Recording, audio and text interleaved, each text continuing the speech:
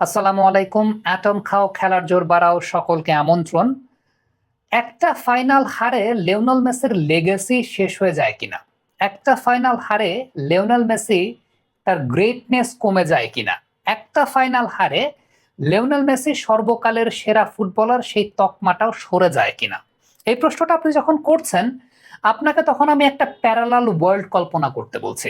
ধরেন আমরা যে বর্তমানে বাস্তবিক এক পৃথিবীতে আছি, এর বাইরে আপনি আরেকটা পৃথিবী একটু চিন্তা করেন। এই পৃথিবীতে ধরে নেন 1998 সালের বিশ্বকাপ, 1998 সালের বিশ্বকাপের ফাইনাল ম্যাচে মুখোমুখি হচ্ছে ফ্রান্স এবং আর্জেন্টিনা, যেখানে 39 বছর বয়স্ক ডিয়াগো ম্যারাডোনা তার ক্যারিয়ারের প্রাইম ফর্মে, তার ক্যারিয়ারের প্রাইম টাইম বিরাজ করছেন এবং একক আধিপত্য বজায় রেখে সে আর্জেন্টিনা টিমকে ফাইনালে উঠিয়েছেন।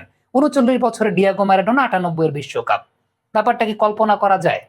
একটু চিন্তা করে দেখেন, 39 বছর বয়সে ডিয়াগো ম্যারাডোনা তিনি কোথায় ছিলেন, তিনি কি করতেন? ওকে, এই প্যারালাল ওয়ার্ল্ডটা যদি কল্পনা করতে আপনার একটু প্রবলেম হয়, তাহলে আমি আপনাকে বলি, আপনি একটু চিন্তা করে দেখেন 2010 বিশ্বকাপ, যেটা আপনি হয়তো বা মেলাতে পারবেন, আপনাদের জেনারেশন আপনারা খুব মেলাতে পারবেন।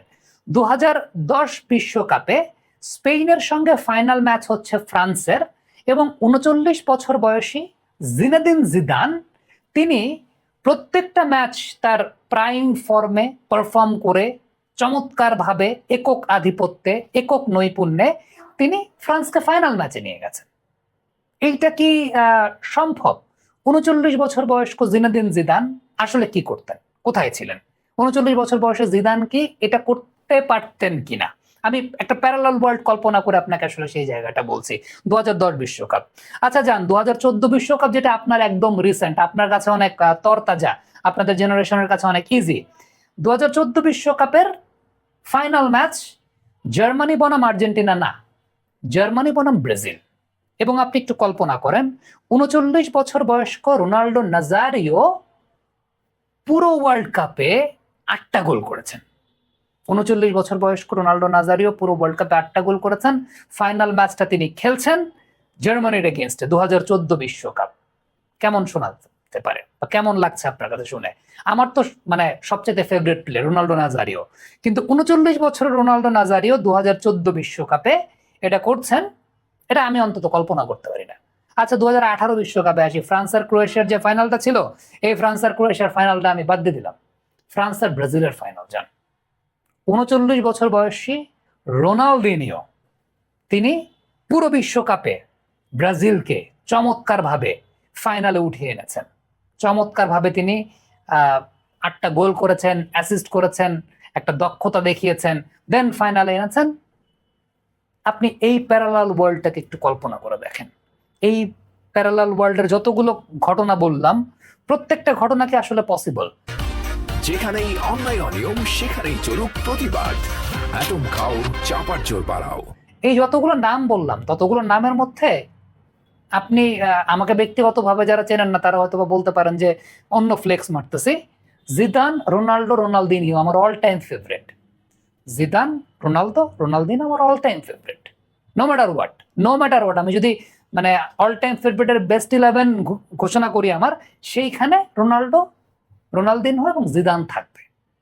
কিন্তু 39 বছর বয়সে আমি তাদের 39 বছর বয়সে তারা যে সমস্ত ওয়ার্ল্ড কাপ খেলতে পারতেন সেসবের কথা আপনাকে বললাম। আর একটা লিওনেল মেসি 39 বছর বয়সে বিশ্বকাপের প্রথম ম্যাচ থেকে শুরু করে ফাইনালের আগ পর্যন্ত যে পারফরমেন্সটা করে টিমটাকে ফাইনাল পর্যন্ত নিয়ে এসেছেন, আপনি পারফরমেন্সটা একটু চিন্তা করেন। আমি ওই প্যারালাল ওয়ার্ল্ডগুলোর সঙ্গে ডিফারেন্ট ডিফারেন্ট ক্যারেক্টার্স আনলাম আর লিওনেল মেসি আনলাম।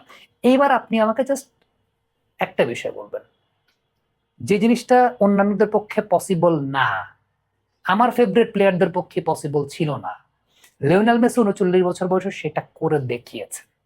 সেটা বাস্তব, সেটা এআই না, সেটা বাস্তবিক অর্থে লিওনেল মেসি করে দেখিয়েছেন। This is the thing, consistency. এই কনসিস্টেন্সির জন্য লিওনেল মেসি গ্রেটেস্ট এভার।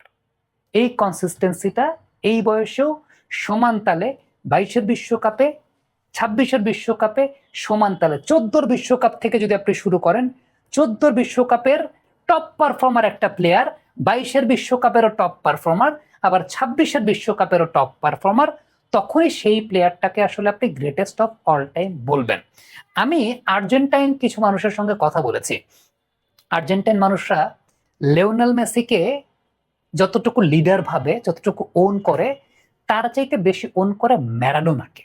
কেন জানেন? Not for football. ম্যারাডোনাকে তারা ওন করে অন্য কারণে, বিকজ অফ ম্যারাডোনাস পার্সোনালিটি। কারণ সাউথ আমেরিকান মানুষের যে পার্সোনালিটি, এক্সপ্রেসিভ পার্সোনালিটি, প্রতিবাদী পার্সোনালিটি, ওই পার্সোনালিটির সঙ্গে তারা ম্যারাডোনাকে কম্পেয়ার করতে পারে। এবং যে ফকল্যান্ড যুদ্ধের পরে ম্যারাডোনার হাত দিয়ে গোল করাকে আর্জেন্টাইনরা জাস্টিফাই করে এবং এই কারণেই তারা সেটা মানে। বাট লিওনেল মেসিকে তারা গ্রেটেস্ট এভার ফুটবলার বলে। তারা ম্যারাডোনাকে কিন্তু গ্রেটেস্ট এভার ফুটবলার বলে না। ম্যারাডোনাকে তারা তাদের ভাষায় তারা নিয়ে যায় আসলে ফিলোসফিক্যাল গড হিসেবে, কিন্তু লিওনেল মেসিকে তারা গ্রেটেস্ট এভার ফুটবলার বলে। আর্জেন্টিনাতে কিন্তু মেসির চাইতে ম্যারাডোনার ফ্যান বেস বেশি, এখনো স্টিল নাও। আপনি যদি এই জেনারেশনও জিজ্ঞেস করেন, আমি এই জেনারেশনের মানুষের কাছে জিজ্ঞেস করে দেখেছি, ম্যারাডোনার ফ্যান বেস বেশি। এটা বিকজ অফ, এটা আবার অন্য পলিটিক্যাল রিজন, তাদের পার্সোনালিটির রিফ্লেকশন বা অন্যান্য জায়গায়। কিন্তু আপনি যদি স্পোর্টসটাকে স্পোর্টস ফুটবলে আনেন, Lionel Messi is Lionel Messi, এবং সেটা because of the consistency. So আমি আপনাকে এই জন্যই বললাম যে একটা ফাইনাল হারে কারো গ্রেটনেস যায় না, বা লিওনেল মেসির গ্রেটনেসও চলে যায় না। Thank you.